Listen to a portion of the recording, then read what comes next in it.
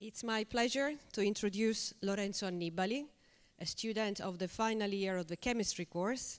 He's in class Quinta B. The title of his talk is The Importance of First Aid.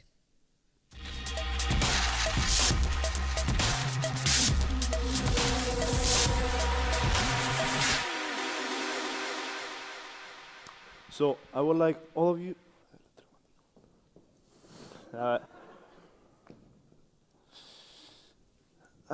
Never mind. My bad. So I would like all of you to think about thing for a moment. So you're in the middle of the street and you see this guy.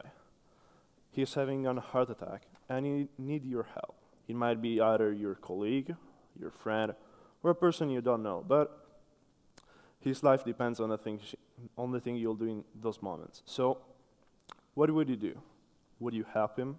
How then?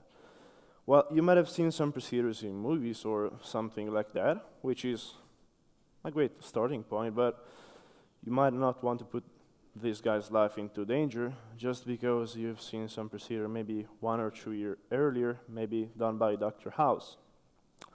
So this is not an hypothetical and unlike situation, as we've got alarming data regarding the amount of people needing first aid assistance.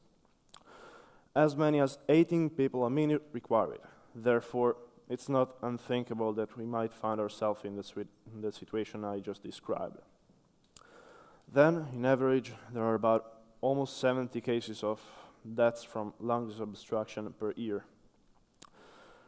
Now, if we take a look at our close countries, we can have some really good examples of making the first aid course available to more and more people.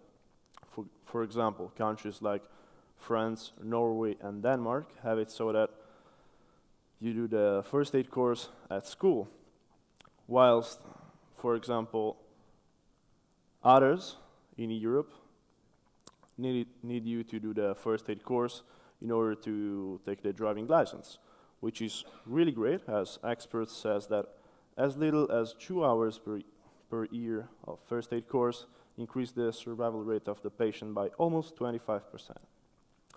Now, if we came back to the facts of lungs obstruction, we've had a case, not too lately, of Marco Liorni, whose child was recently saved from choking to death by the teacher, who she just recently did a first aid course and was ready to save the life of this child. But keep in mind, this is only one example, as those things happen from time to time. Now, coming back to the guy having an heart attack, well, one of the main things you'll end up doing if he's lying on the ground and he's neither breathing nor showing any life sign is the cardiac massage. This practice needs to be done by keeping your arms straight and using your back muscles instead of the ones on the arm, as these ones are much weaker and you'll get exhausted in a blink of an eye.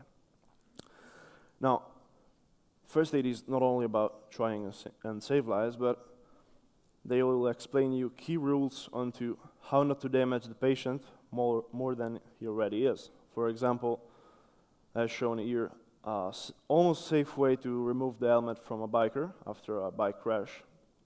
Although, really keep in mind, this is quite a risky procedure, and if you mess something up, he will end up being permanently paralyzed.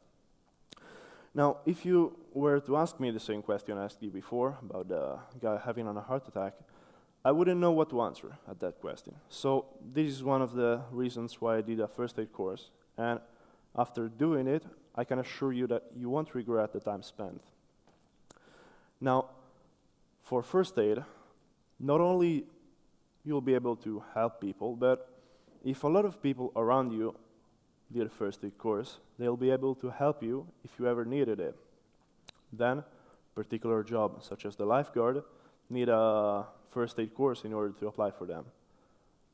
And then you can just generally stick it into your curriculum vitae, and it will help you while applying for a job. So, my final advice is, in case of emergency, don't panic, get ready.